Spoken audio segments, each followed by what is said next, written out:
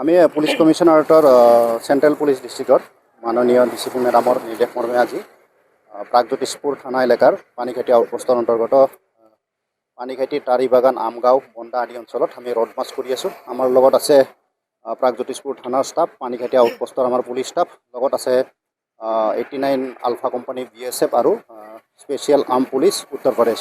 আমি মিলি road March কৰি আছোঁ, লগতে এৰিয়া ডমিনেশ্যন, ফুড পেট্ৰলিং আদি।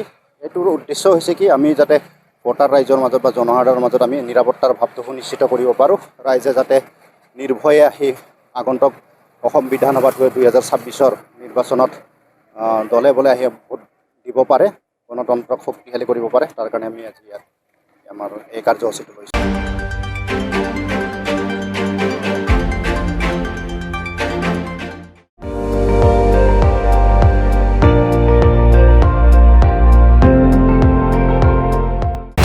আপুনি চাই আছে ND24, সৰ্বশ্ৰেষ্ঠ নহয় সৰ্বোত্তমৰ দৌৰ।